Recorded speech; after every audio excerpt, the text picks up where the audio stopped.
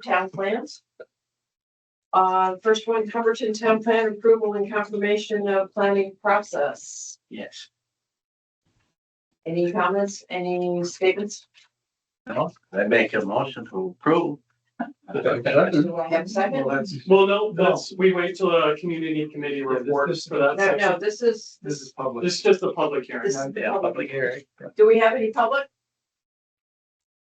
Okay, just for form's sake, next one is Fairhaven Town Plan approval and confirmation planning process. Any comments from the public? Right. So I will close the public hearing at 7:01. And I will call to order the meeting of the Rutland Regional Board of Commissioners at 7:01. And start the introductions. So. Over here, Sarah Pelkey Poltney, Ron Spencer, Clarendon. Donna Wilson Pittsburgh, Lori Corcell, Mendon. Laura Black Shrewsbury, Leona Minor, West Rutland. Grace Stoddard Danby.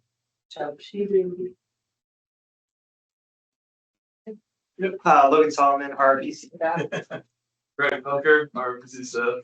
Mary Kate Sasso, staff. Eric Burr Wallingford. Devin Erie, excuse me, Devin Erie, executive director. David Rosenblum, Rutland, Tennant. Dick Horner, Proctor. Pat Schneider, Brandon. Mike Dungus, Rutland City. Robert Gibbs, Hubbardton. Karen Hill, staff. All right, and online we have Barbara Thompson from Sudbury, Bob Kerback from Ira, Jessica Metcalf from Mount Holly, John Sabatka from Pollitt, Liz McKay from Castleton, Will Austin from Killington, and Lyle Jepson from the Community Chamber and Economic Development of the Rutland region. It's not on the agenda, but I would like to welcome all of the new commissioners. Yes, And, Dick Horner is our newest commissioner. Welcome in. Thank you very much. Glad to be here. And for the rest, welcome back to the summer. I hope it was enjoyable. Okay, so we have, next on the agenda is approval of the September 17th agenda. Do I have a motion or any comments? Motion to approve is presented. Second. All those in favor of approving the agenda, say aye. Aye. Any opposed? Anyone opposed? Okay, the ayes have it. Okay. Approval of the June 18th minutes. I know everybody had all summer to look at it. So, any additions, subtractions, comments? May I have a second? I'll second. May I have a, well, may I have a first? Sorry, I have to get back into the routine. May I have a motion to approve the June 18th minutes? So I'll make the motion. Okay. Bob will second. Yes. All those in favor? Aye. Aye. Any opposed? Okay, the ayes have it. Open to the public. Do we have any public comments in here? Okay. Close to the public. Program highlights, workforce development, Greg. All right, let me,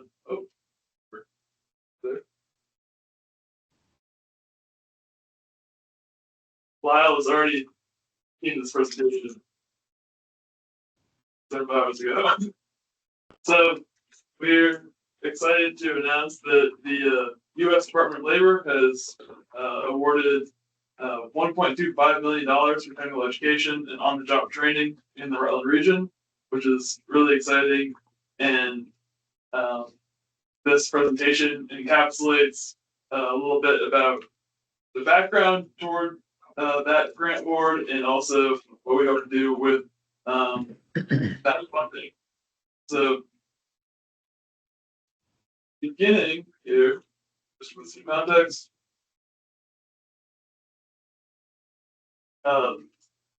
Looking at the economy of the Rutland region, we have the third largest labor force in Vermont in 2023 and a higher percent of production from creating tangible products than Vermont as a whole.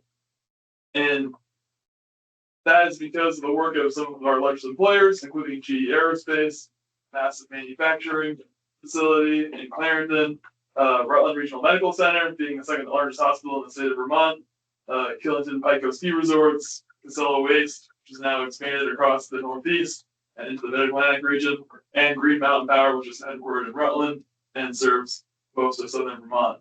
And when we look at the larger picture of the Rutland County economy, what you really see is a strength in the field of healthcare, high-skilled technical trades, which includes manufacturing, construction, utilities, and waste management, and also outdoor recreation, which goes way beyond Killington and Pico ski resorts. But on the other hand, you see this opposite decrease in economic growth, which is partially due to a slight decrease in population that we've seen over the last 20 years, just 5%, but you see a greater decrease in jobs in goods producing sectors in that same time frame. So while populations decreased 5%, there's been a 22% decrease in goods producing jobs, such as manufacturing, construction, some of those key growth sectors that drive the economy of the region. And then a much less of a decrease in jobs in service sectors. And this is partially due to just more people retiring. But as that labor force declines, businesses will make decisions that, okay, maybe we can't have enough people working in this facility. Maybe they're going to relocate to a different facility. That aggregates over time and can be very harmful to the economy.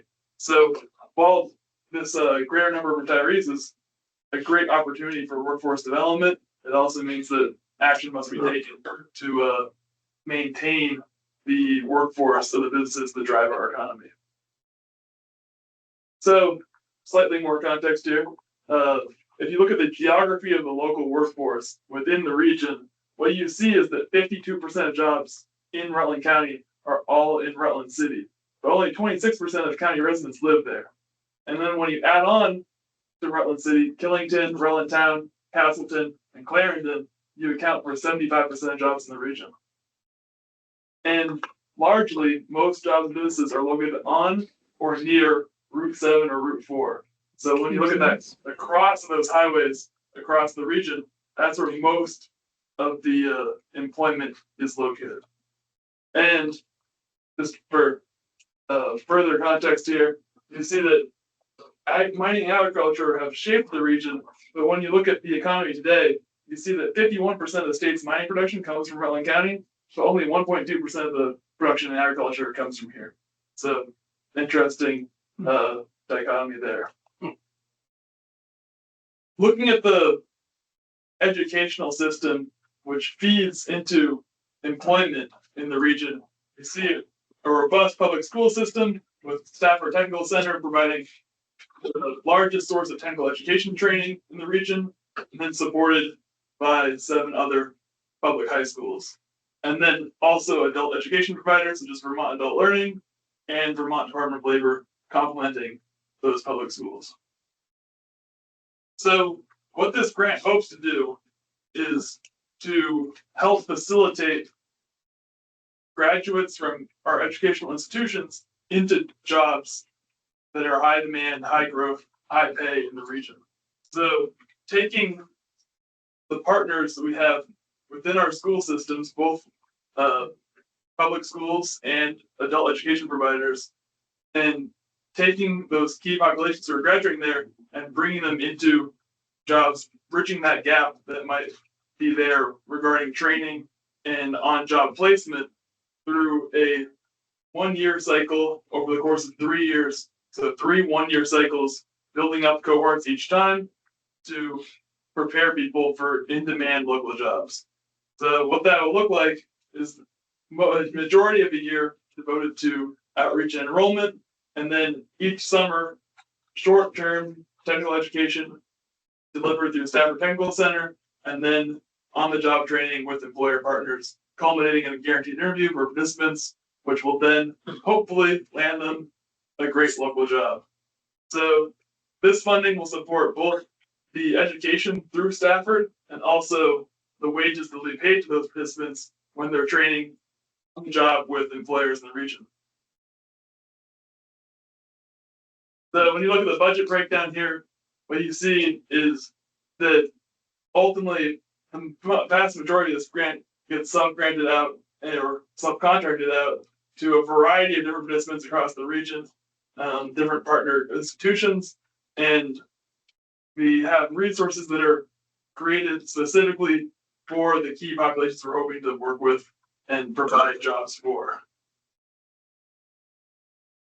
And the ultimate program goal here is way beyond placing the participants that will benefit from this training into jobs. We're hoping that this will pilot and develop a new training model for key populations, while also building partnerships between educators and employers and local governments to create a coordinated workforce development system in the region. And this will ultimately hopefully help foster a shared economic identity for the region that will help guide future growth. That's all I have right now. We heard about this 2 weeks ago, so we're really just on the cusp of diving into it.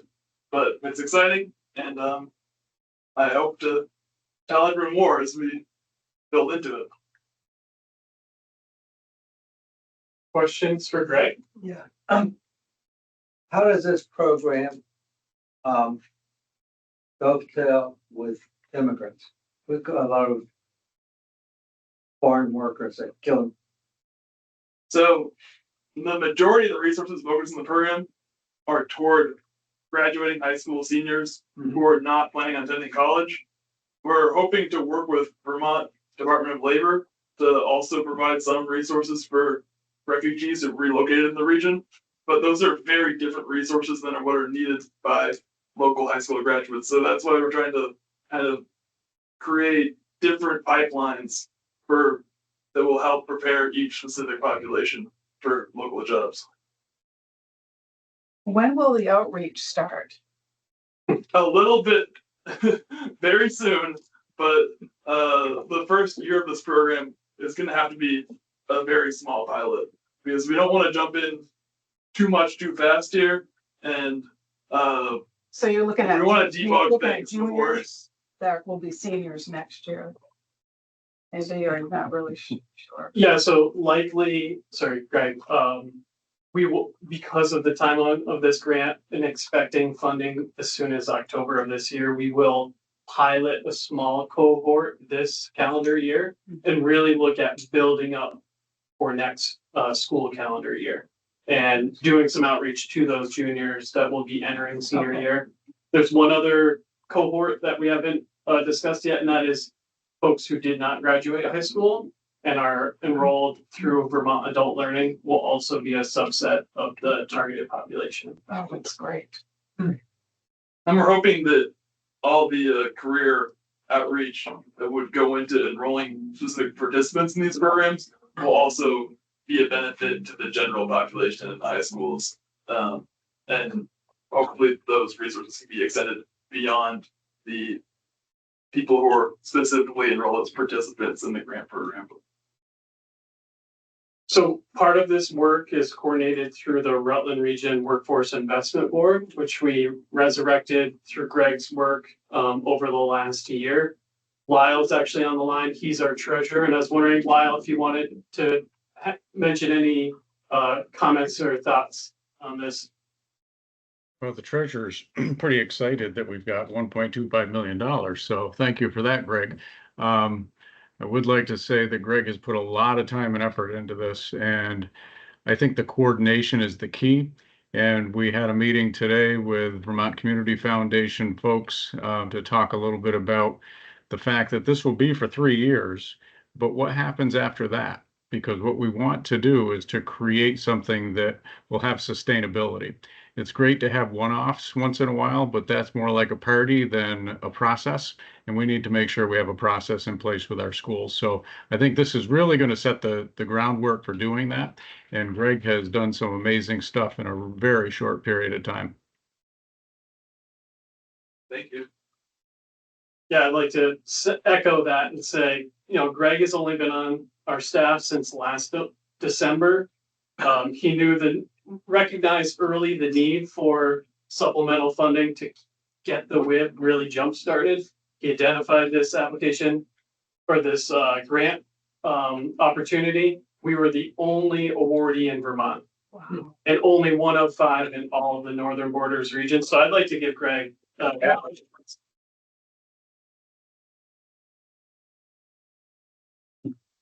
And again, this is for Rutland County. Correct. Yeah. I have a question. So. Rutland County Regional, we're in Danby, but my kids go to Burton. Are they included? How would you reach out to like Burton or even Long Trail, which might not be, but. You know, how would you include the students who go that way that live in this region but don't school? So one of the nuanced things about the grant writing process is whatever you write in that proposal is kind of what you lock yourself into programming wise. So I, and along with Devin, Mary Kay, made sure to not specify that there are any geographic borders on where this funding can go to. So it is open to students who are attending other schools outside of the region. I think a lot of our outreach will be focused towards schools within the region, but we're hoping to make that impact available to everyone. Yeah, because you're not alone. You know, a lot of Pollitt students go to Granville. We're in a weird. Killington goes to Woodstock, Mount Holly goes to Ludlow, so we want to, and if folks in the local community have ideas on how to connect with them, that's really where we want to leverage our commissioners, so we'd love to talk more about that. We haven't gone that far yet, but we will need to get there. If I understand it correctly, the gateway to get into this program is through a school. A lot of the outreach will be toward the schools themselves. Yeah. So yeah, and this is one of those things where we have to work with the Department of Labor to really determine where those lines are. And it's really early in the game, but that is, I can't completely confirm or deny that, but it's highly possible. In the future, Yeah. you gotta see how what you have now works and Yeah. where you go from there. Yeah. Absolutely. Any other discussion? Thank you. Thanks, Trevor. Good time. Good presentation. Okay, Definitely. June and July 2024 financials. I can provide those. In front of you, you have the draft June and the draft June 2024 financials. I'm just gonna give a highlight here. These are draft. I am still working to finalize these and get ready for RRPC's FY24 audit. So looking at the P&L, it reflects a net income of almost $57,000. Just noting that we had some expenses that were moved over to the balance sheet to be depreciated. So the website plotter and leasehold improvements to this location, that totaled $36,000. So that would have, had that stayed on the P&L, that would have decreased the net income. So we are projected to end in the black. Again, there's some journal entries that need to be completed.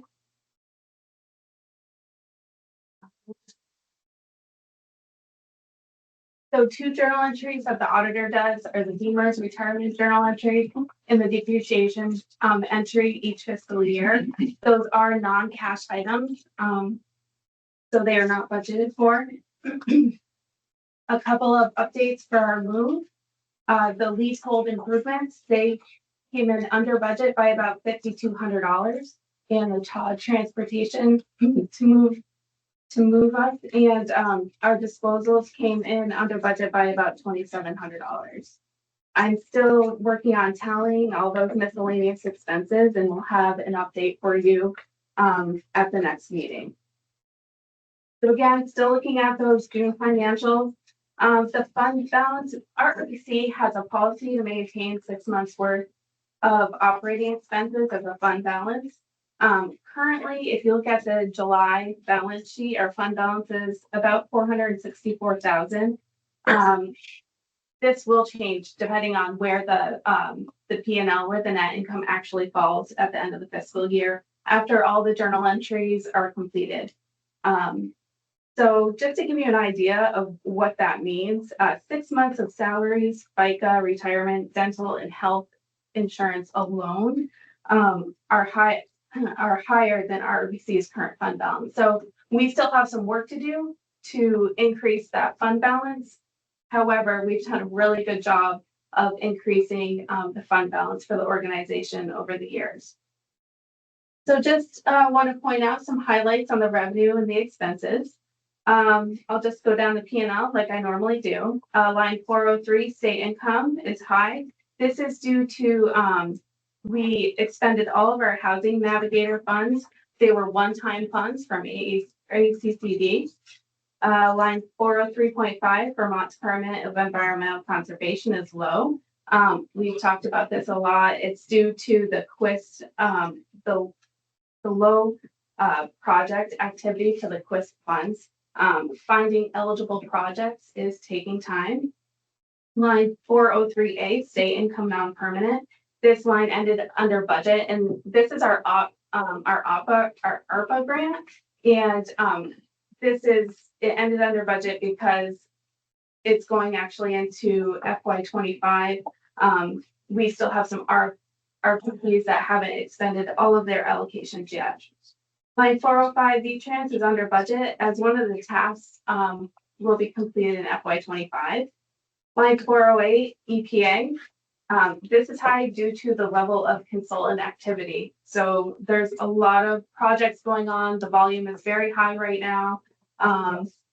So that's really in high gear right now. Line 420, special projects. We anticipated this line ending under budget. We had some grants come in that were lower than anticipated, such as the flood bylaws. And then we had other revenue, such as the municipal technical assistant grant. It's lower due to the available funds. So if you look at the expense side, the first two expenses, salary and fringe, you'll see that salary is a little over budget, and then fringe is under budget. I can say that this is largely due to how the fringe line item is budgeted.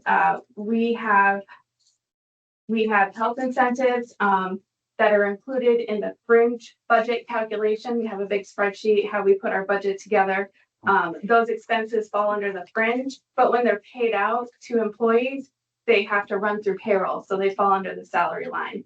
I've had a conversation with the auditor about, should we be adjusting how this reflects on the financials? And she said that it's fine the way it's reflected as it is explainable. So line 521 and 551 and 552. Telephone and electricity. They're a little over budget. I'm currently reviewing all of those bills that kind of cross from FY24 to FY25 to see if a portion of those expenses need to be moved over. And that's about all for the June financials. And by December, so I'll give you an update on the audit. So all of my work has to be handed over to the auditor by October 30th, and our audit is on November 15th. And then the audit will be presented to the board at the December meeting. If you don't have any questions on the June financials, I can go over the July financials.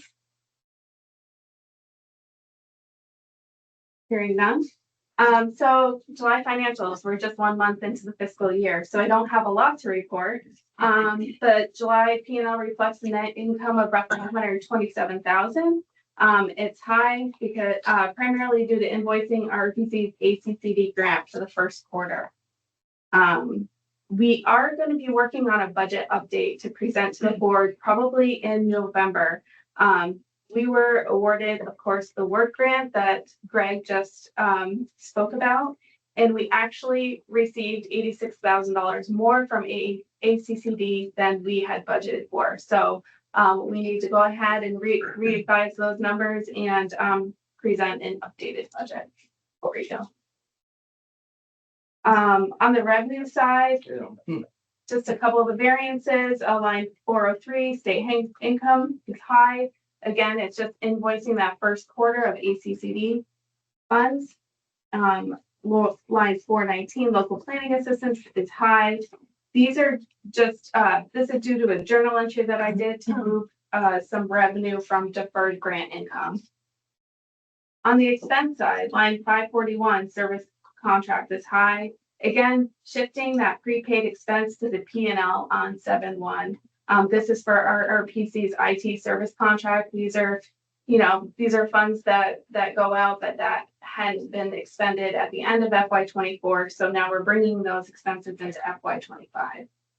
Accounts receivable as of July 31st, accounts receivable totaled almost $416,000 from outside sources. And as of the Executive Finance Committee meeting on September 9th, it totaled almost $316,500.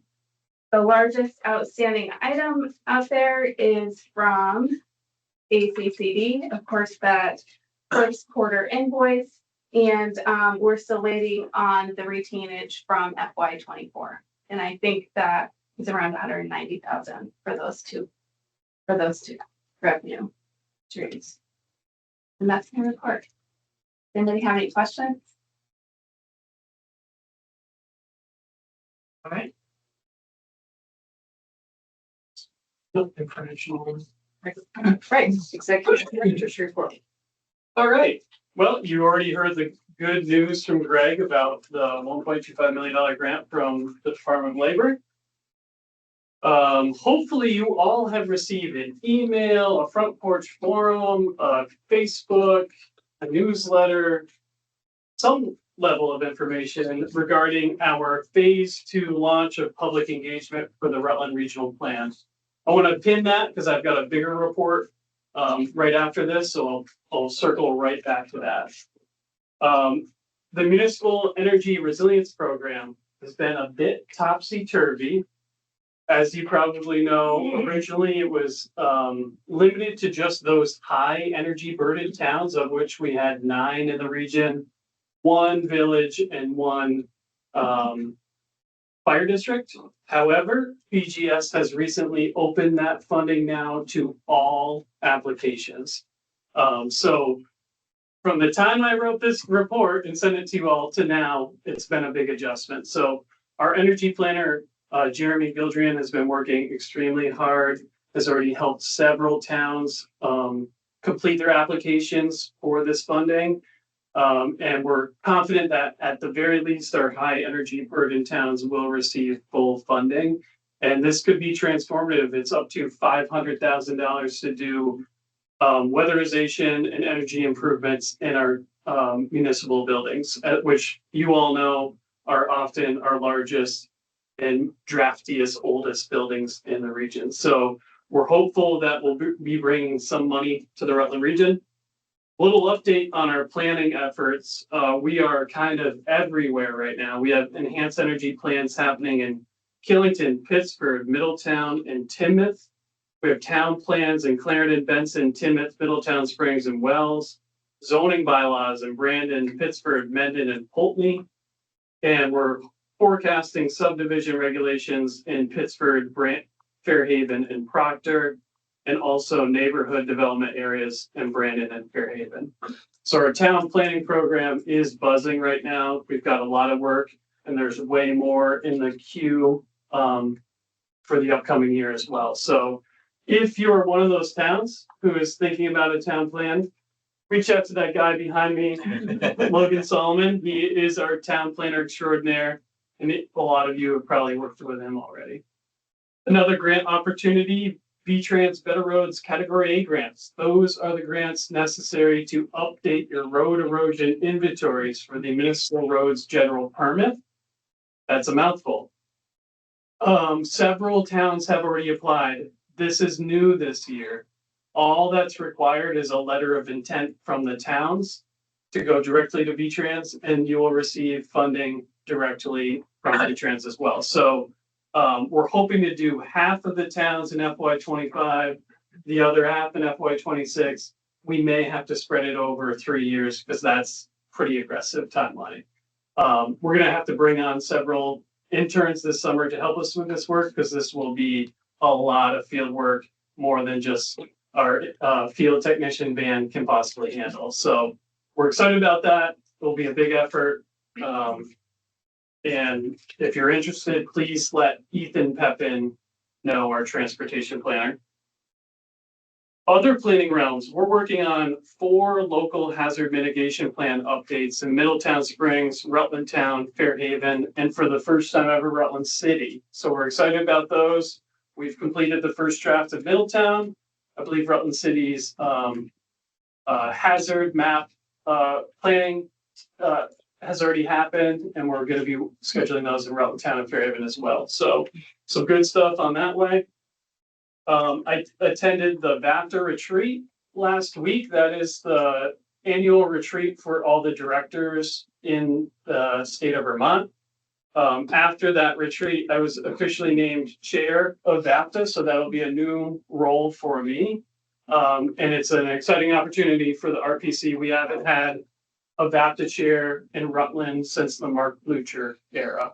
So it'll be a nice opportunity to have a little bit more involvement in state level work. And then lastly, and this is most importantly for you all, I'm working on an RPC Commissioner's Handbook, especially for new members, as a useful guide to what it is to be on the Regional Planning Commission, what the committees do, who the staff is, and what our programs are, as a sort of one-stop shop guidance document for you all. Any questions on this stuff before I go to the full? One quick one. Yeah. And it talks about RRPC trying to bid on the hazard plan. What do you mean by bid on it?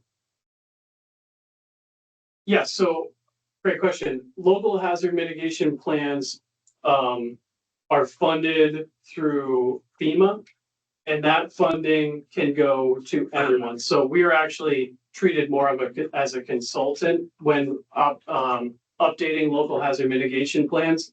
So private consulting firms can also submit bids for those projects. You know what's coming next, don't you? I do know what's going on next. And here's my retort to you is that these are very low dollar contracts, typically anywhere from $10,000 to $13,000. We typically lose money on these, and there's not typically many other bids that are submitted, certainly not under budget. So we've done 25 of these from 2019 to 2023. And so this is part of our normal emergency management plan work. Well, I promised I'd behave for one. Yeah. Okay, so let's talk about the regional plan status. Task 2, Rep 2 is complete. That is our first full draft, and the regional plan committee is currently reviewing that first full draft. The regional plan committee will actually meet five times for 3 hours to discuss each of those chapters. Yep, that's a big effort. Thank you all for serving on that committee. It's a lot of work. More importantly is this next phase of engagement. So our second phase, which we're calling Report Back, launched on September 9th. So as you all may recall, our first phase of public engagement we called Learn and Assess operated in the spring. And that included 27 town presentations, 25 pop-up events, technical workshops, focus groups, 5 community open houses, and a public survey that received nearly 1,200 responses. That helped form the initial baseline, in addition to data collection and research for this first draft. So what we're doing now is we're holding our second phase, which is intended to do 2 things.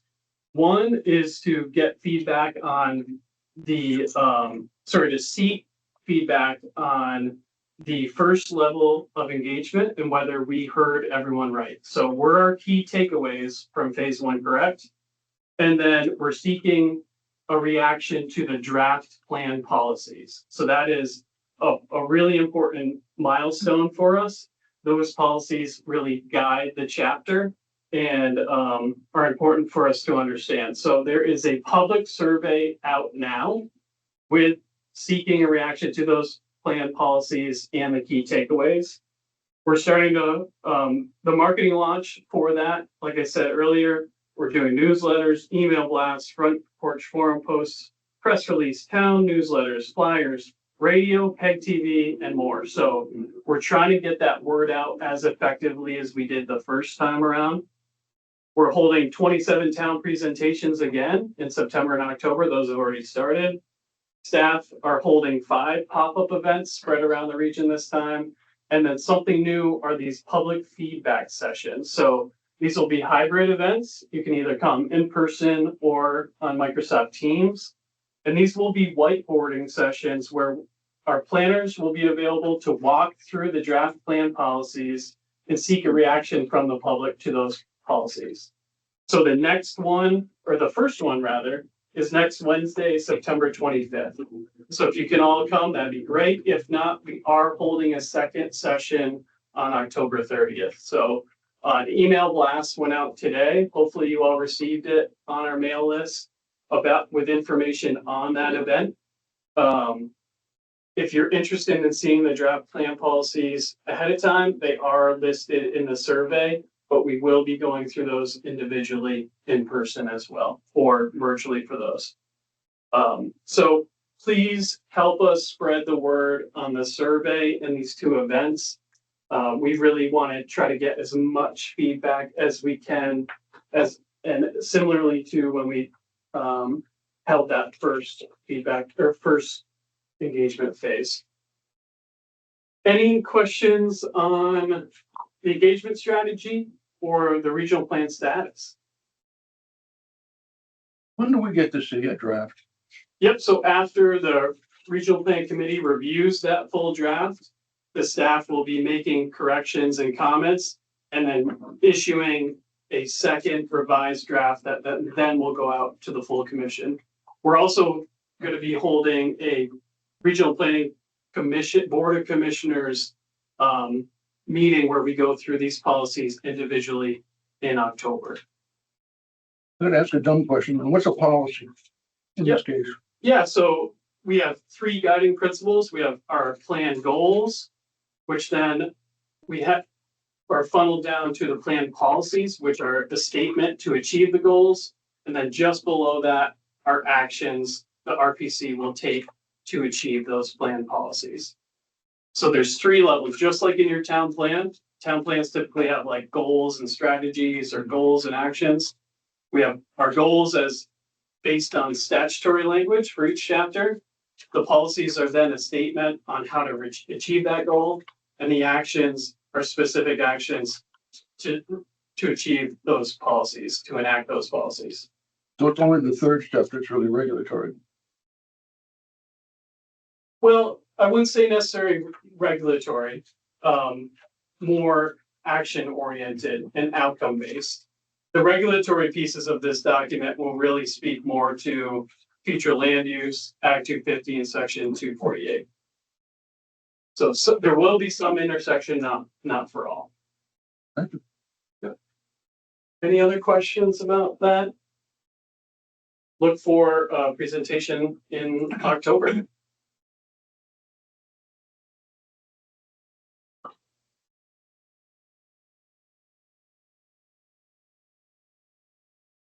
Yep. All right, so regional committee report. Okay, we had just 3 minor applications that we discussed very briefly. 2 were from Spring Lake Ranch and 1 was from El Mickey Aggregate. No suggestions for action was recommended. And those are in the townships. Yeah. Yes. Considered. Right? Shrewsbury got slammed. All right. Okay, community committee. The committee met and, we looked at the 2 town plans and decided to pass them on to the full board for for positive action. Here we go. Are you making a motion for the full board to approve them? Yes. May I have a second on that? Can we get explicit what those You plans want are? to know? Yes. Do you want to The explain? two plans were the town of Hubbardton and the town of Fairhaven. And that is approval and confirmation of planning process? Right. Now can I get a second? Second. Hey, I have a second. All those in favor of accepting the recommendations of the Community Committee report to accept the town plans of Fairhaven and Hubbardton and their process? Yeah. Please signify by saying aye. Aye. Any opposed? Aye. No opposed? Congratulations. Hubbardton Thank you. Finally. and Fairhaven. Okay. Executive Finance Committee report. Okay, so the Executive Finance Committee met last Monday, on the 9th and discussed several items for action with positive recommendations to the full board. So the first action item is reviewing the FY 25 Board of Commissioners meeting schedule. As part of our bylaws, our September meeting is to set the meeting schedule for the year. And here is that meeting schedule. You'll notice there's only one change from our normal third Tuesday of the month, and that is Monday, December 9th. This will be our audit review and annual Christmas party. So we'll try to keep the agenda limited to just the audit review. And we're trying to do that earlier in the month to not conflict with holiday plans for folks. So we will need a motion to accept this schedule if it seems appropriate. And we will set that and post it for everyone to have. I'll make a Move to accept it. I'll second it. All those in favor? Aye. Anyone opposed? All right, make sure you get it on your calendars. Right, moving right along. As usual schedule for the year, this is when we start to talk about town membership dues. And based on discussions at the executive committee last year, there was a real interest in reviewing the structure and determining if that was the most appropriate due structure for the RPC and if that needed to be updated. So there is a memo I shared with the commission. I'll just go through that quickly. So the RRPC has long relied on a flat fee rate structure for municipal dues. This approach has been consistent with minor updates over the last several years in small increments, but it's become increasingly inequitable, particularly for small towns. Right now, Mount Tabor pays the same rate as Rutland City, and they receive very different services. Also, the revenue generated from this flat fee structure does not align with the modern financial demands of the RPC's growing budget. So I conducted a cost analysis for the executive committee that reviewed membership due structures from all other regional planning commissions in Vermont. The findings were that the RRPC is the only regional planning commission in Vermont that has a flat fee structure. Other RPCs have adopted a formula-based approach. Most of those structures are based on simple per capita population formulas, and others consider more equity factors like equalized education grant lists and a town's ability to pay not only their population. Most RPCs have also instituted a clear policy that includes automatic percentage increases based on either a flat rate or the consumer price index. And those adjustments ensure that the dues remain aligned with the cost of living and needs of each RPC. So based on this information, the preferred alternative presented was a rate of $1 per capita for each town. The expected outcome would be $60,068, which is the population of Rutland County. And this would double our current membership dues. The benefits of this would be enable the RRPC to offer enhanced services to member towns, especially and not limited to town plans. As you know, many of you have suffered from the municipal planning grant not being available to support routine plan updates, and that has limited our ability to offer that same level of service to each town. So I wanted to just show you this cost analysis breakdown, and it's a little dense, so I will quickly go through that. So on the left are all of our towns, followed by the 2020 census population. So right here, our current rate, it shows you what our memberships add up to now. So that's $1,000 per town, which was set several years ago. And that includes $27,000 for 27 towns, which roughly is 1.35% of our budget. When we set that rate, it was at 3% of our budget. However, over the last several years, as you know, our budget has increased along with our services. To the right of that column are the breakdowns of the other regional planning commissions member rates. And I've applied those to our own towns. So in Northwest Regional Planning Commission, they charge it, their membership rate is $1.23 per person. Mount Escutney is $1.40. Central Vermont is $1.38. Two Rivers, which is over in the Woodstock region, is $1.68. Wyndham Regional and Brattleboro is $2.74. So you can see those are all significantly higher than our current rate and our proposed rate. So the proposed rate of $1 per town would change the inequity between our smallest and largest towns considerably. So right now, Mount Tabor or West Haven, they pay at $1,000 for services. Their rates would go down to $210 and $239. However, Rutland City would change from $1,000 to $15,807, which would be the representative of the per capita rate. Are there any questions on this based on what I've read out so far? Any issues, concerns?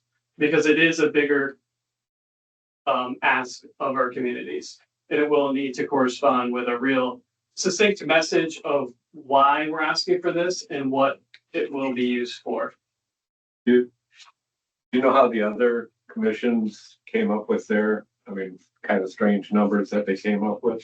The reason those numbers are strange now is because they set an initial rate at $1, and the consumer price index or equalized grand list has increased commensurate levels. Okay. Most of these folks have had these levels set at more than a decade.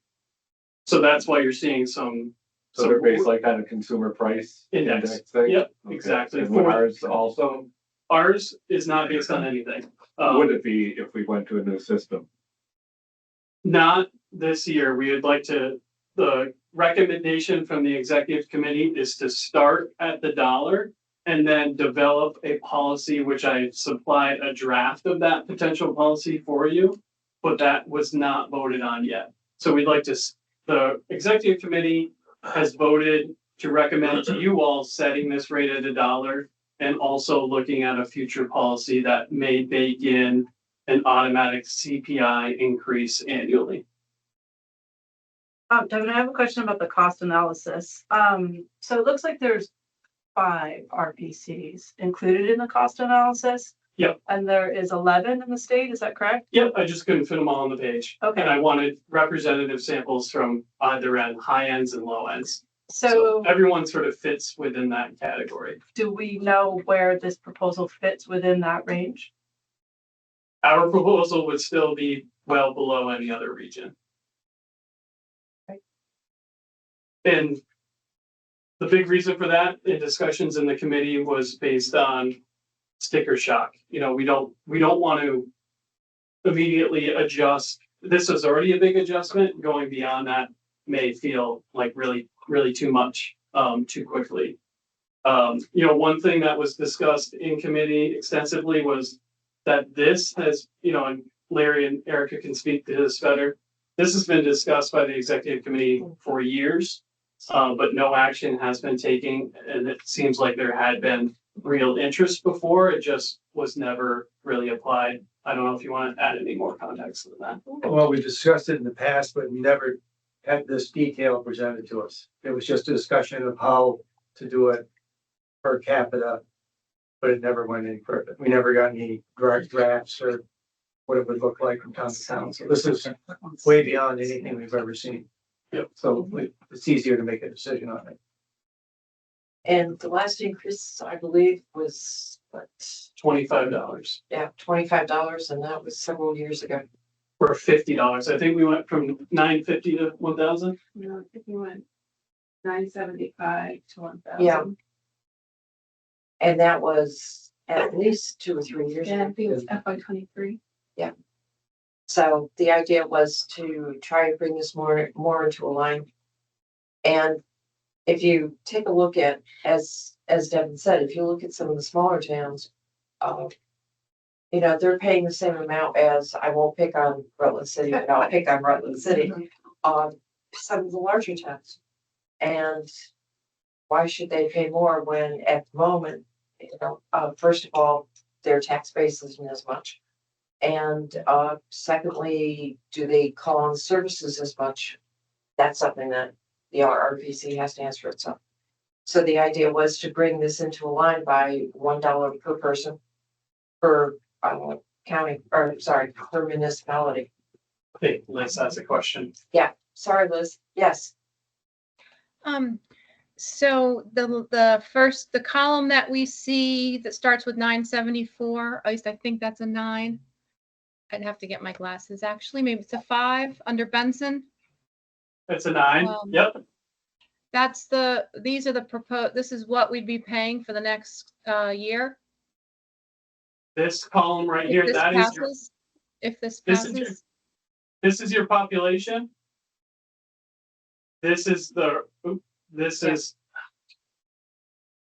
this number right here is the rate. I'll try to zoom. So I think that I would have to speak for Castleton. I think they'd want me to say something. I completely agree with the philosophy and it makes sense. But I know the taxpayers of Castleton will look at the former $1,000 and see that jump up to whatever, I don't have it in front of me now, to 4,458. And there's going to be a little bit of an uproar. And they literally may fail it. We do a line item budget. So I would propose that we maybe do a more gradual increase, but that would be, you know, just so I can make sure I said that, representing my town. What happens if the town doesn't pay the membership fee? Well, Are they still a member of the commission? I seem to remember years ago, there were about 3 towns that didn't pay their dues and weren't members of the commission. So if you do this, what I'm afraid of, if you do this, you may lose members. has that happened during your time? Yes. I know that Clarendon got out at one point. I don't know. Mount Beaver didn't pay dues, right? Mm-hmm. They were the only ones Oh, that I that's right. remember since I've been here. And it's not that we didn't stop working with that town. We still worked with Mount Tabor, and that one's difficult because they don't have an appointee to our board. But in theory, they would lose that appointment. And the other side is services. You charge towns for services. It really depends. We try our hardest not to. Generally speaking, if you were looking at our full swath of work here, we probably charge for 1% of our work. Right? Yeah. you know, What, so, who's gonna pay for the GIS maps? No, they were always provided. Okay. and if we do ask for money from towns, it's typically in helping them get a grant and that grant paying for us. So it's very rare that a town would pay us directly. The other thing to consider with payment from towns, we currently have 65 open grants to do 27 more local planning assistant agreements would not be worth the money because of the administrative burden. Adding now 27 more agreements would be a significant issue. And, you know, we don't want administrative issues to be the barrier to support our towns. So, you know, this was asked of me to present this information. We feel it's more in line with the other regional planning commissions. One of the things that is happening right now in the state of Vermont is a hard look at the regional planning commissions for consistency statewide. We currently have a strategic planning effort that was mandated by the legislature to look at consistency in services, pricing, and all of those factors amongst each RPC. Not to say or pressure you into this decision by any means, but this is one of those factors, is consistency in how we set our membership due rates. So we are the outlier, and if we continue to be the outlier, that is just the way it'll be. Barbara has a question. Barbara? Yes, I was just wondering, I mean, I understand how a town could be, you know, could quadruple Castleton's, let's say.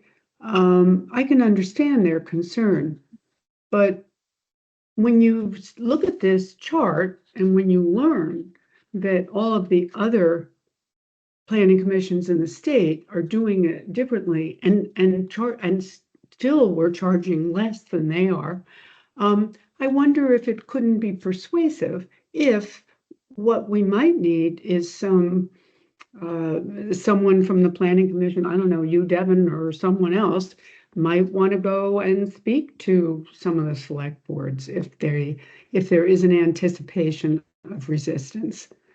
I think it's a persuasive argument, but it might be asking too much for the representatives like me and the person from Castleton to make that pitch to the board when it's especially 4 times as much.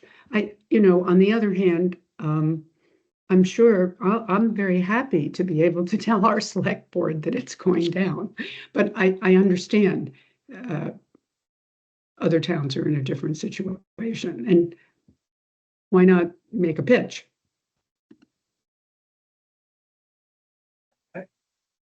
I agree with him. This is going to take a big sales push.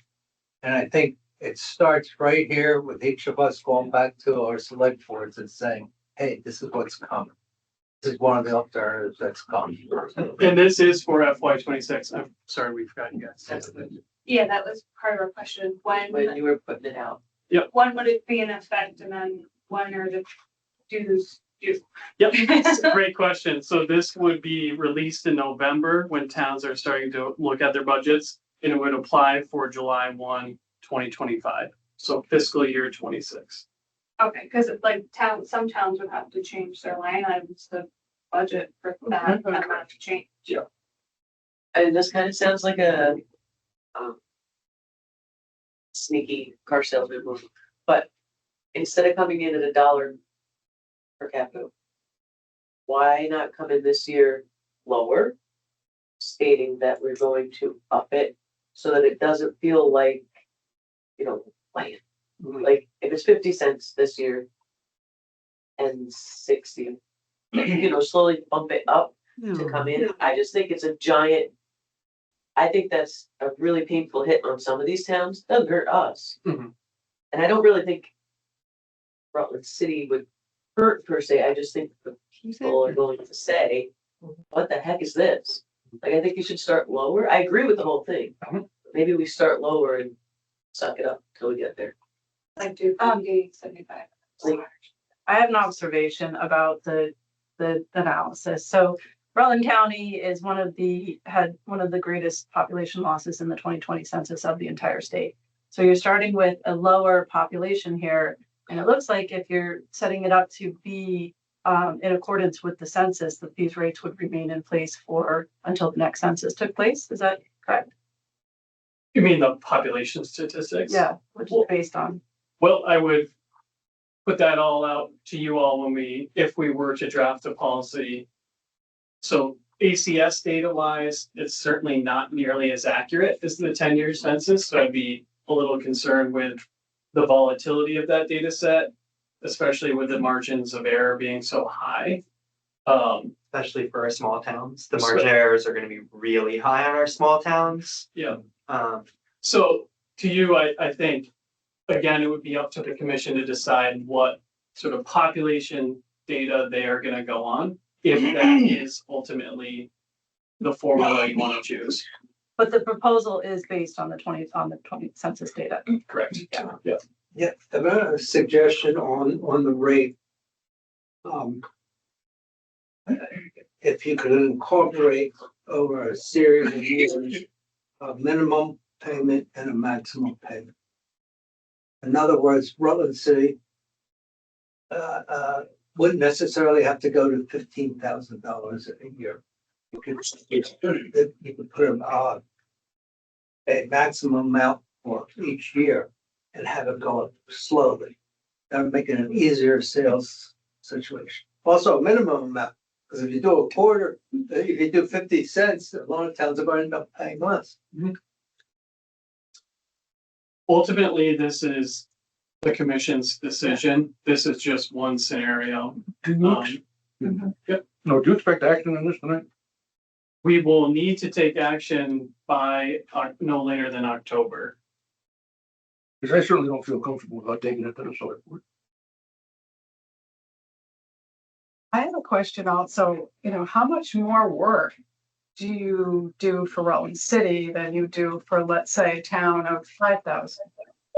So it's year to year, it changes, right? Yeah. Depending on the work. Right now, we're probably doing more than Rutland City than we ever have. Okay.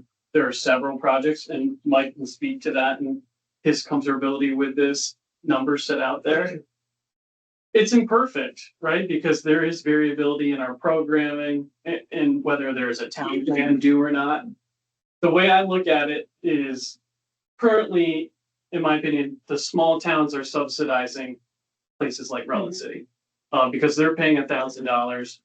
I can tell you definitively, every single town in the region is getting well over $1,000 in value from us. And maybe that's something Mike can even speak to. Yeah, I'm sure we're getting well over $15,000 in value from the RRPC. And yeah, sure, you bid on the contract and you get to pay, but like Devin said, for our brick grant, we're doing some work. They're doing a lot more, and they're doing more than what that grant is going to cover. So it may not be all in the project. It may be a little bit here, a little there. We have a major housing initiative right now, and Logan's spending a ton of time helping us with that. And there's other grant funds that pay for some of that, but this fee is a good reflection of the level that we utilize the RRPs. You're welcome. Lord, since we do need to move in some way on this, this is now public. It's being held in a public meeting, so all of our towns have the opportunity to see this, whether we've presented to them or not. So maybe hear about it. So, such that I have a little thought similar to yours of having a minimum, set $1,000 at a minimum, sort of a side cost. But maybe we should agree that, or I would propose that we would agree that Rutland Regional Planning Commission does need to move to this to be similar to all the regional planning commissions in the state.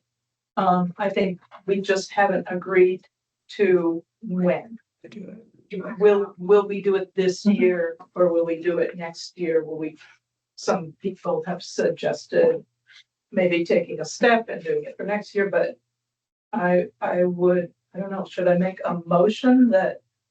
I don't know if I'm ready to make some kind of motion. That's my. Well, technically, there's a motion on the floor out of executive committee, so we need a vote on that first. And if you want to vote it down, let's vote it down. And then, if you want to propose another motion, we can do that. And I'm willing to work up any scheme that you all want to see.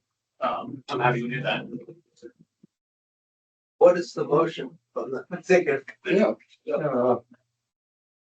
I think it was a motion to forward to the full board.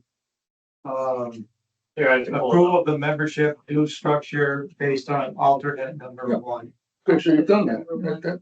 Yeah, that's, yeah. That's the dollar per person. There's no, that's not a motion, that's done. Hold on one second. That was the motion from the executive. Yeah, Yeah. and Yeah. you voted on it. That could- Yeah. Now it's up to this board. I Yep. think, So the motion can I was. say something? Yep. Thank you.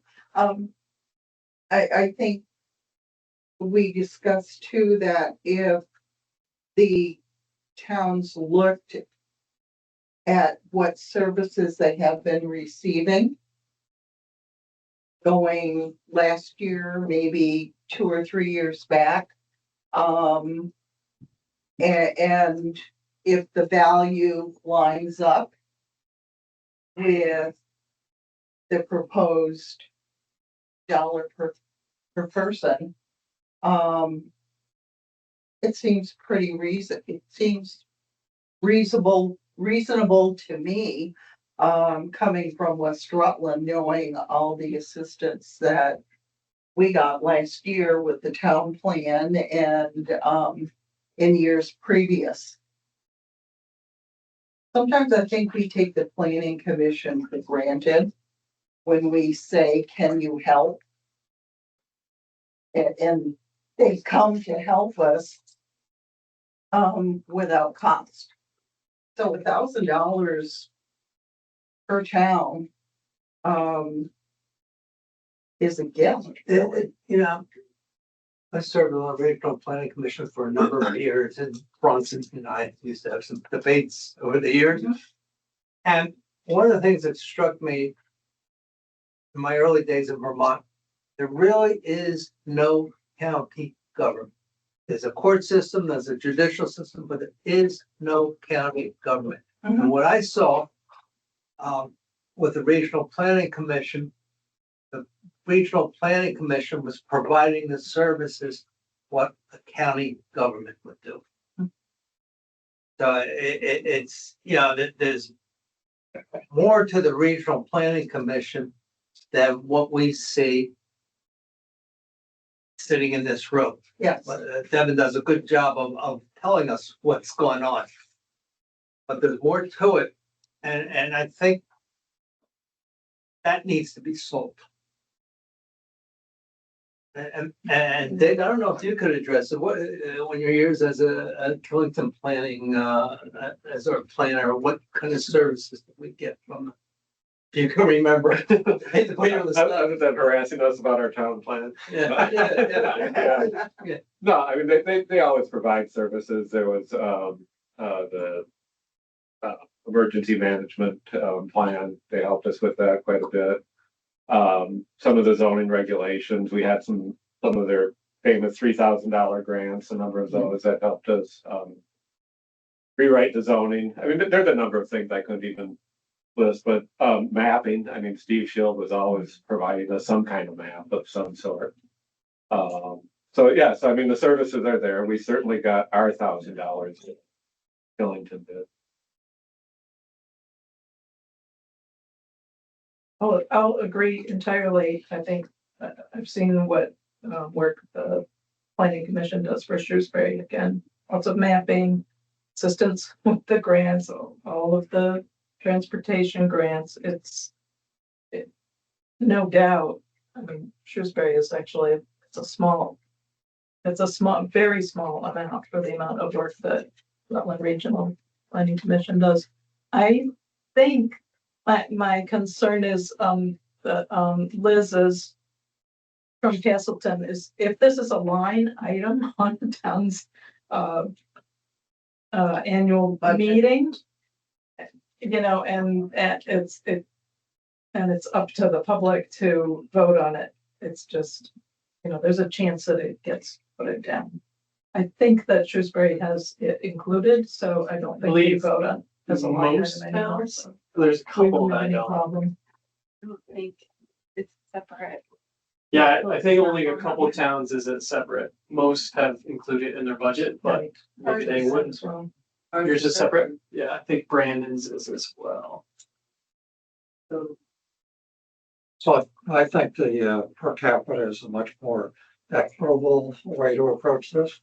I also think that we've gotten very great service in the RPC. But we have a very hard time getting a budget approved. We got shot down twice. And we only got it passed because we cut out so much of the paving budget.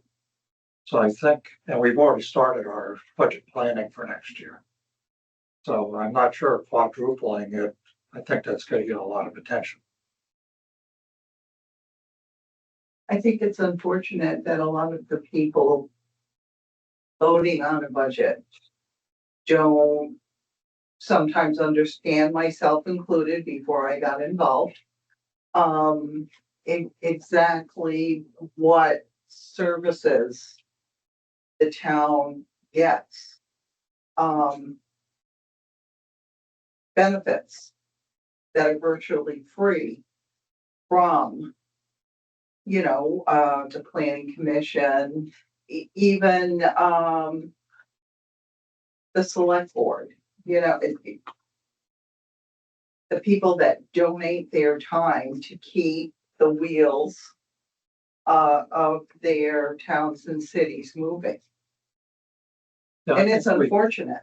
I think we get more than our $4,000 worth of assistance.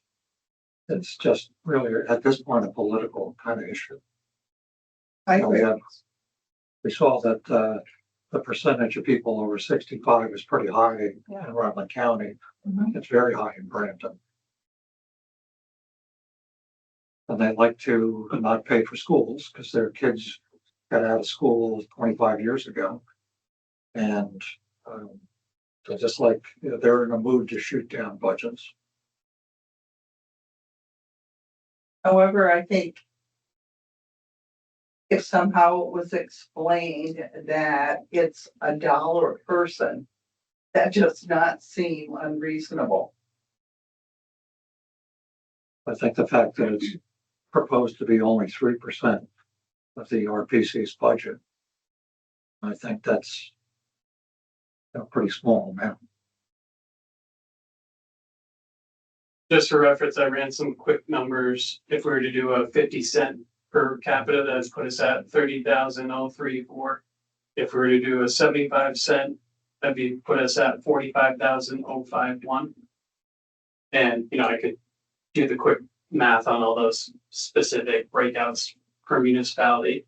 But you can imagine what that conversion would be. So it'd be about half what it is now. No matter what, even if the committee were to decide to table it or not increase the dues as a total, I would encourage you all to consider a more equitable approach, even if that total remains at 27,000. You know, redistributing that load away from an equalized rate to a more equitable rate, I think would make sense, but. Liz, can I go back to my original earlier Excuse me, Liz has a hand up first. Yes, I would like to see what the numbers would look like if we left all the towns that on that chart are under 1,000 to put them at exactly 1,000, so that, because sometimes it's not wise to lower your budget in a certain area. It's good to keep it the same, because, you know, going up's not good, but going down in certain areas, people don't appreciate that either, in a way, in the right ways. So I was wondering what the numbers would look like for all the towns if all the towns under 1,000 stuck at 1,000 like they've been used to be paying anyway. It'd be like, a couple $4,000 more. So like a minimum of $1,000, basically. But I think there are only 5 towns, right? That are under 1,000? I didn't look that carefully. Hubbardton, Ira, Mount Tabor, Sudbury 6, Tinmouth, West Haven. I counted 6. That seems a little strange, like There's 8.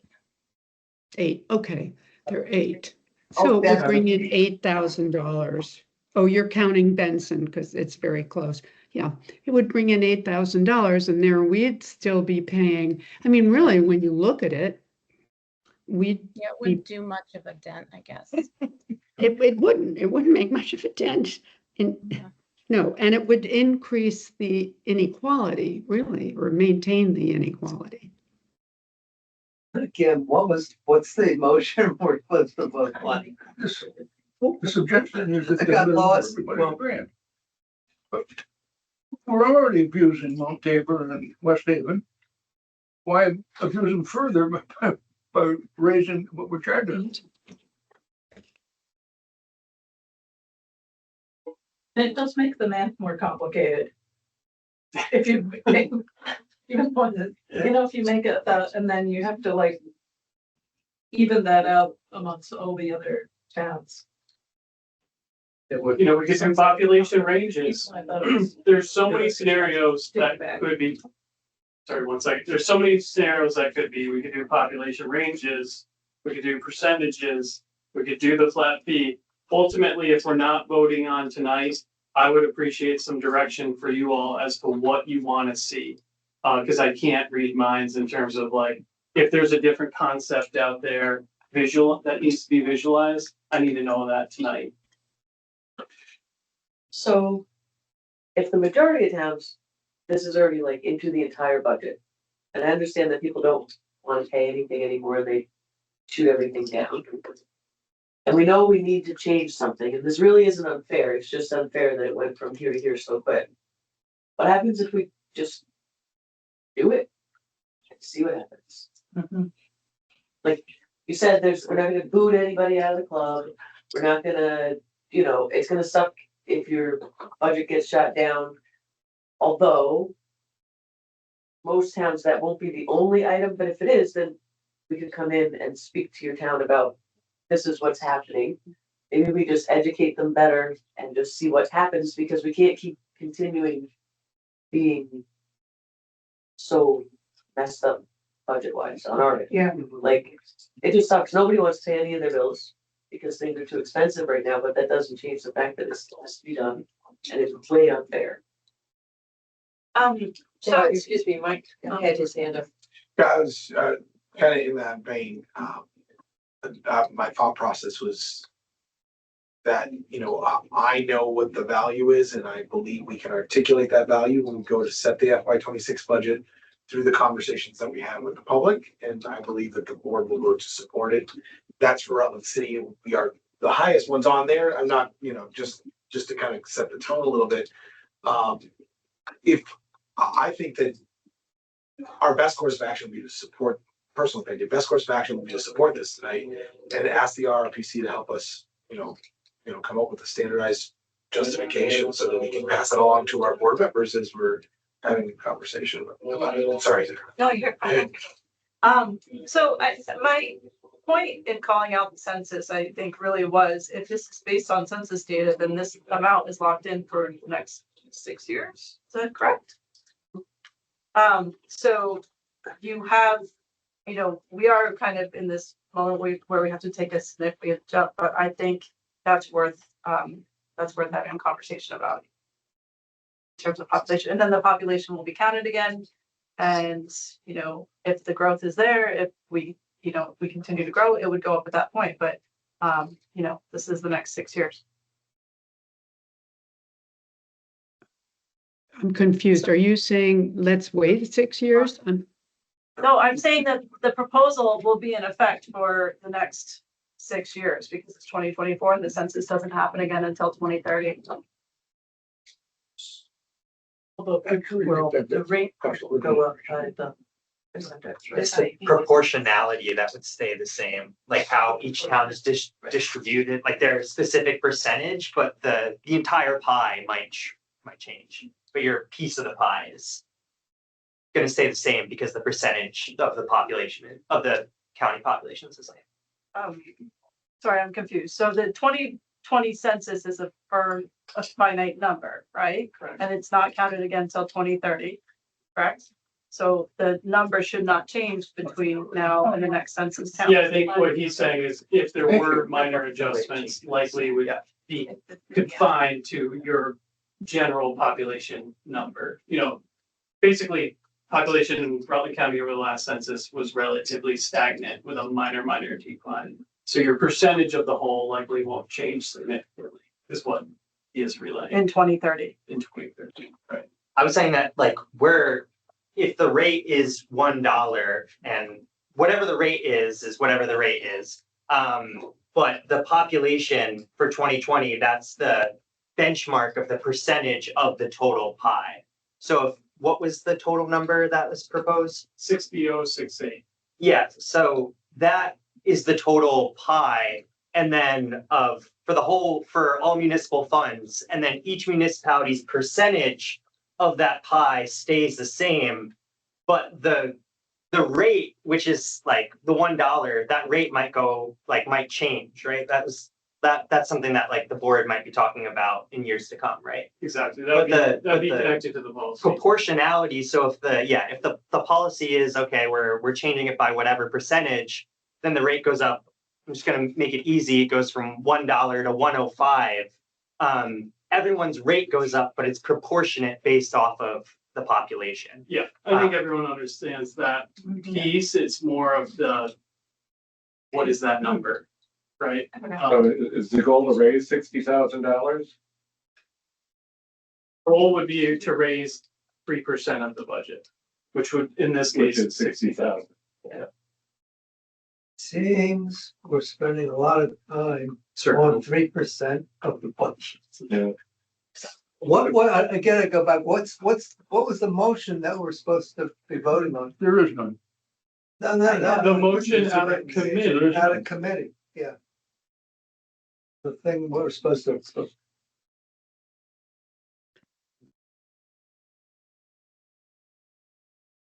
David, that was internal to the committee. Motion by Dunges to recommend to the full board adopting the formula-based per capita rate structure with a rate of $1 per resident for FY 26. Second by Menard, approved by voice vote. So that's been done. Yeah. But that's the. With the recommendation. To make the recommendation for us to approve the recommendation. But there is no motion in. There is no. Well, I'll make a motion to approve the motion, the action of the executive committee. I'll I second second. Second by Michelle. Now legitimately, when we have the discussion. Oh, keep in mind that in our town, it is a line item. Yeah. So I didn't do Which that town like, is oh, that? not my problem, I Yeah. put my blinders on. I just gave myself work to convince these people. It's not a lot of money, but GMB, damn it. And Okay. so I do have to actually now argue this point there because I've seen plenty of the nonsense little things just because they don't know what it is or they don't care. We have a whole list of things that we vote individually on. So I did not just like throw you all under the bus. I went with you. Thank you. Thank you. Would this be for each year for the next 6 years? Would it be locked in, or are we gonna be consistent with the rest of the towns and go with the inflation rate? We have to have that discussion and set a policy. There is a draft policy Okay. in this packet, but there's no recommendation or motion relating to that. That was just provided for context of what it could look like. But ultimately, you are only setting the FY 26 rate. That is it as of tonight. That's what you feel this motion is? Excuse me? You feel the motion, the way it was presented, is just for 1 year? Correct. That was, the motion was FY 26. Where? That's Yeah, you're right. Yeah. And I'm big, you know, if we pass that, now we have something concrete to take back to the select boards to start educating the towns. And then we can spend the next meeting undoing what we did tonight, because the selectmen aren't gonna buy that. What else we gonna do? Liz, We're running a surplus, we don't need to change it. Liz? You're muted. Liz, you're muted. Sorry about that. I have a question that I think I'm going to be asked by my town. So 27,000 would be how much normally goes into the budget. And if this passes, 60,000 approximately will be what you get in the budget. Where has the money been coming from, the difference between that 60 and 27,000 in the past? Confused. What's the question? My question is, so normally if we just kept on going like we're doing, you would get $27,000 from the towns. If we pass this, you'll be getting the 60,000 from the towns. I'm wondering where, if we didn't pass this, where does that missing money come from? It doesn't. We won't have that money. So what is the money used for? The Again, 60 minus the 27, what is that money going to be used for? Yep, so if you read that memo, it'll be to support town plans, technical assistance, and grant applications. Okay. So Thank you. expanding our current services. Okay, I understand. And Lyle, you're up twice, so go for it. Oh, that's ordering for you. Well, and it's probably none of my business, but I've been to some town meetings, and I think what I see people talk about most is percentage increases in line items. And then it makes them begin to really question what we just heard, which is a reasonable question of how you're going to use that money and where have you been getting it before? I guess my question is, do you feel you need to raise up to the 60,000 all in one fell swoop? Or could there be another way to increase that over time so that people continue to appreciate in a very positive way the work that the Planning Commission's doing? I think everybody on the screen can probably make a great argument looking at those numbers as to why you need to catch up. I wonder if catching up all at one time is the thing to do or not. And I know, Devin, you don't need one more suggestion, but I wonder if you could, just throwing this out there, if every town paid a base rate of $750 and then paid 25 cents per person, in addition to that, you would get about $35,000 next year, which is more than what you're getting right now.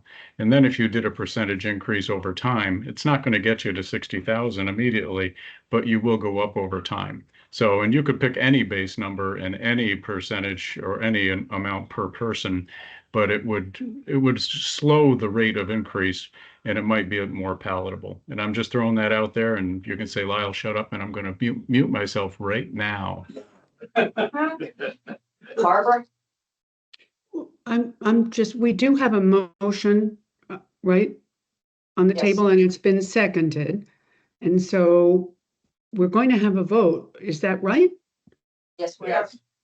As soon And as the we vote, finish. the vote is going to be whether we accept the recommendation of the executive committee and use this formula of $1 a resident for 2026. Is that correct?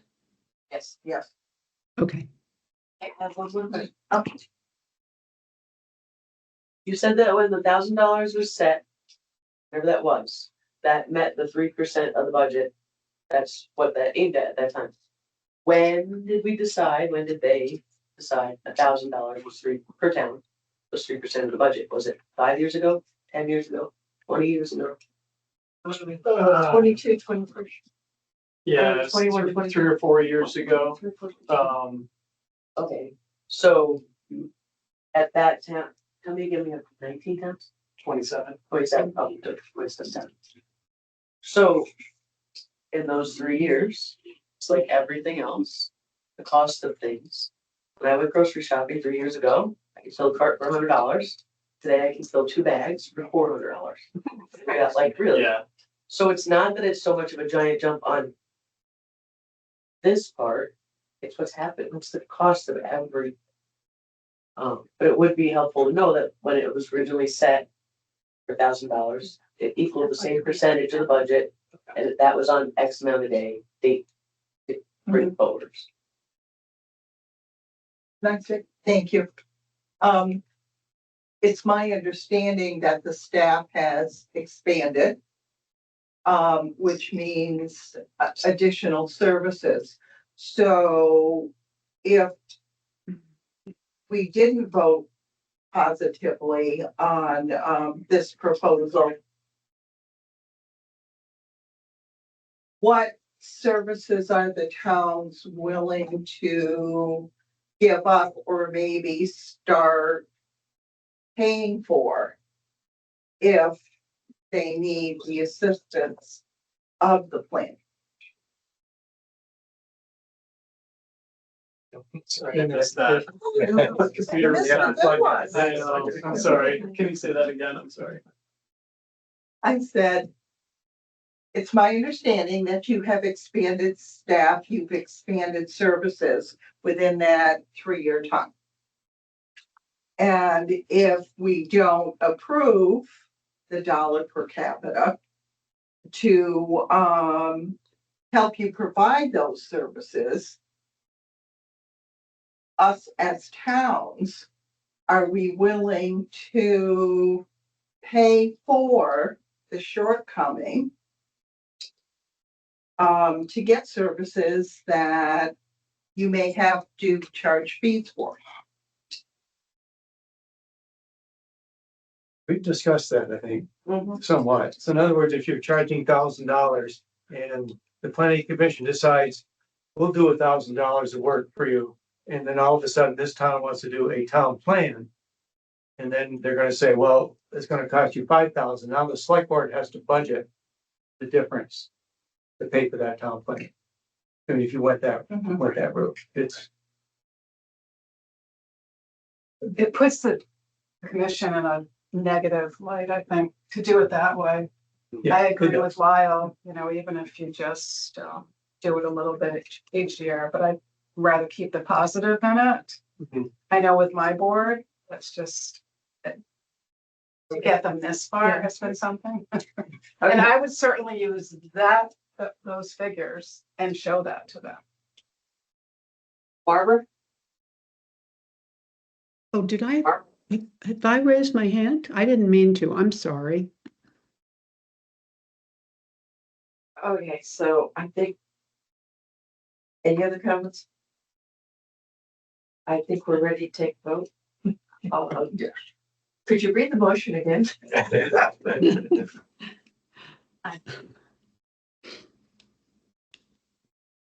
I move what he said.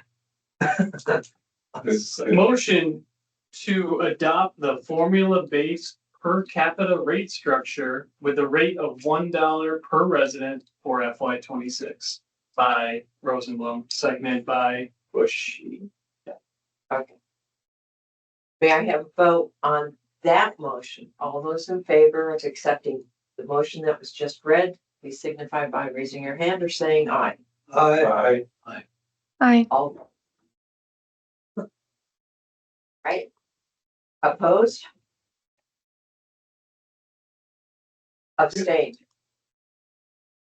Okay, the ayes have it. Did you get the nays? I think there were 4. There was Liz, Who doesn't put the negative votes? Yes. Yeah. Bronson, Two. Donnie. Yeah. Any others? I just counted 3. I think I counted Lyle's hand. Oh. I have 2 hands up. Okay.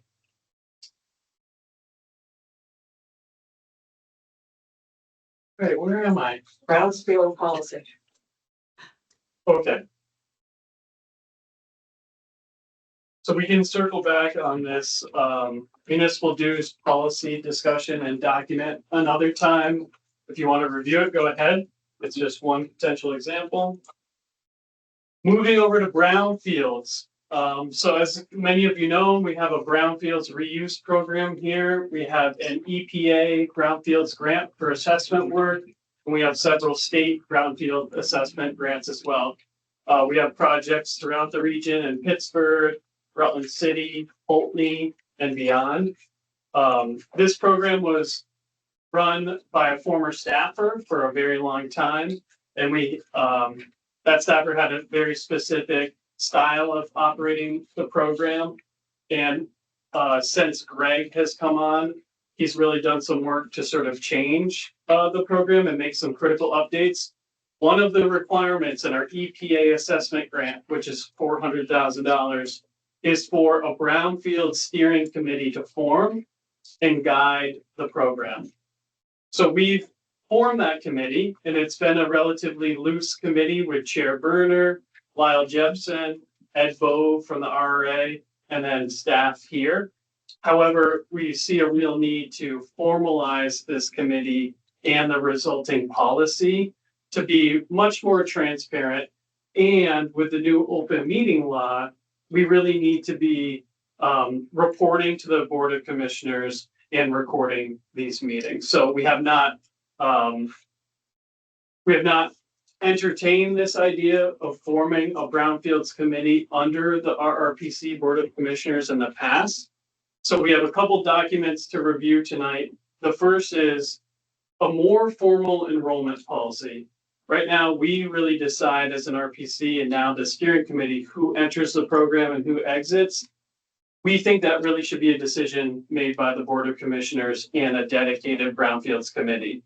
So this brownfields project enrollment policy lays out a process and a criteria for how we enroll new projects into the brownfields reuse program.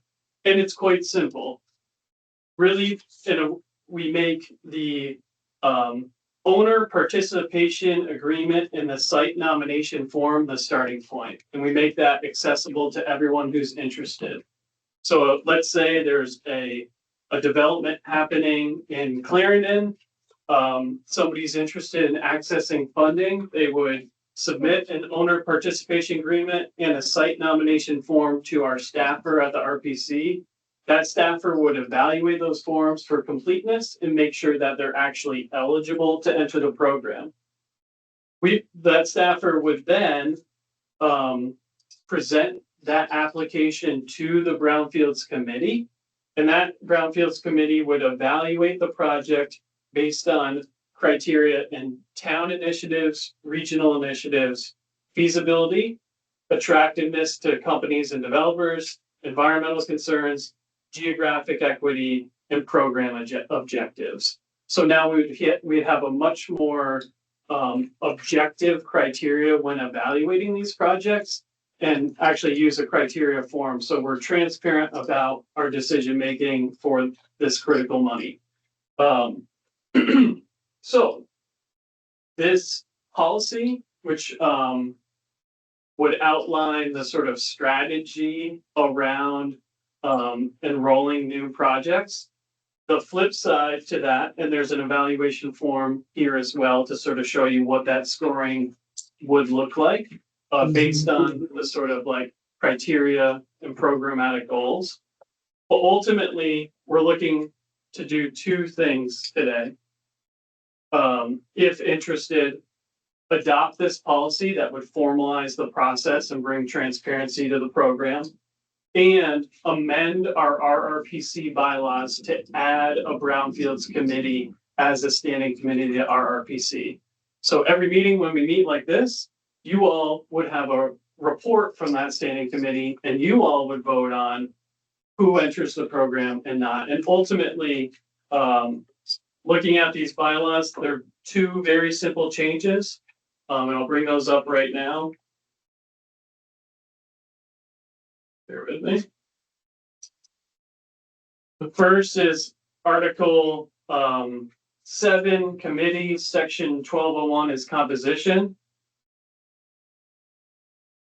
Adding the Brownfields Committee to our other standing committees such as Executive Finance, Community, and Regional. And then it would, under section 1205, powers and duties of committees, would lay out the committee duties. And those duties, based on the policy, are A, to evaluate new requests for brownfield funding and provide local and regional perspectives to ensure conformance with program criteria. So relatively simple amendments to the bylaws to include this committee and make sure that, one, we're complying with open meeting law, and two, we're having a transparent program that everyone can access. What does B mean? B means that, so that program criteria, yep, that is this form up here. And essentially it's you all as town representatives making sure that we are achieving the goal of this program to redevelop contaminated properties. The language that you had up there is not quite what you just said. Provide local perspective, provide regional perspective. Local and regional perspective. Yeah. So you all as a board of commissioners is a regional perspective. You all as Bronson town representative is a local perspective. And conformance with the program criteria is that policy, making sure we are sticking to our policy. Thank you. How big is the brownfields problem? How big is the problem? The problem. I mean, What's the it's scope of this. It's massive. It's, in most of our urban and dense areas in the region, they're old and they're contaminated. So when there's redevelopment of any site, there's some associated contamination with it. Rutland City, basically all of the urban soils around downtown in the mixed use areas are contaminated. So right now, for example, we're working with the Beldens and the former Berwick Hotel site. We have done all the assessment work for them up to the point of cleanup. So now they're looking for funding to do the actual cleanup to redevelop the hotel. And I believe up to this point, we have granted them over $200,000 in assessment work. That could help develop a pit into a $35 million hotel.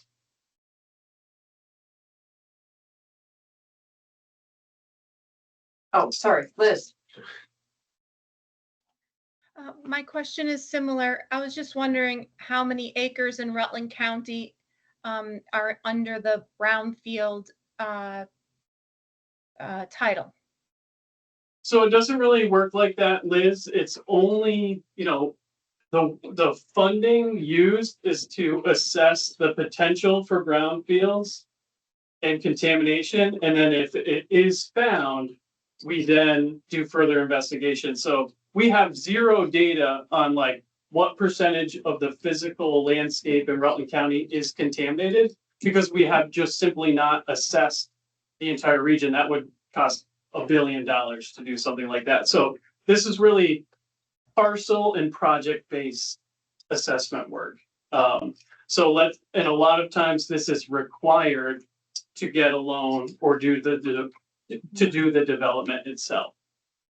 And is this something that there's a lot of federal money to support the cleaning up of this type of land? Yeah, so we don't currently hold any cleanup funds here. We only hold assessment funding. However, we are considering applying for a revolving loan fund because there is inadequate cleanup funding currently in the state of Vermont. So just for reference, that pit project I told you about, they're looking at $5.5 million in just cleanup. We don't have that money. We will never have that. We're not the developers. What's that? Sorry. We're not the developers. We're not the ones who would make money on the Exactly. Yeah. No reason we should have. Yeah. So we get them to the point of redevelopment. That's our goal. And so far we've had several dozen projects through the program. I would just like to say thank you for proposing this policy. I think it's needed, and I think that having some parameters around the selection criteria, it will be very useful for the county. And I would make a motion to adopt policy. I have a motion on the floor. Do I have? So there's two pieces to that. Do you want to just do one or do you want to? The policy and the bylaw amendment are the two sort of pieces, just. The policy and the bylaw amendment. So there was a motion to recommend adopting the brownfields policy and RRPC bylaw amendment as presented. Yes. Second. Bronson second. Second, Discussion? Then, all those in favor of the motion as read, please signify by stating aye or raise your hand. Hi. Any opposed? Okay, so moved. Okay, I just want to go back to this really quick.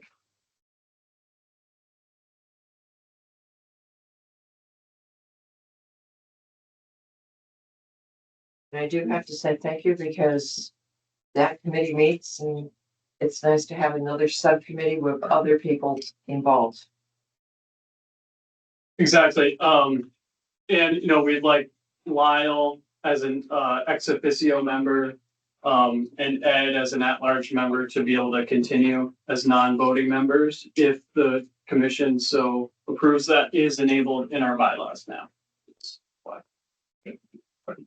Right, regional partners? Ex officio,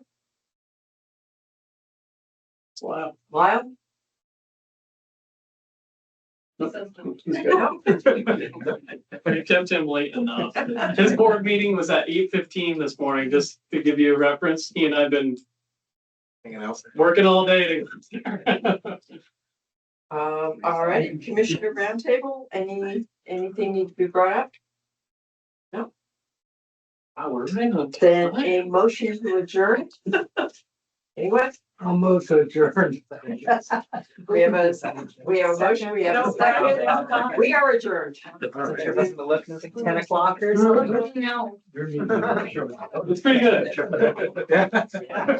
No problem. Wait for my voice. Thank you all so much.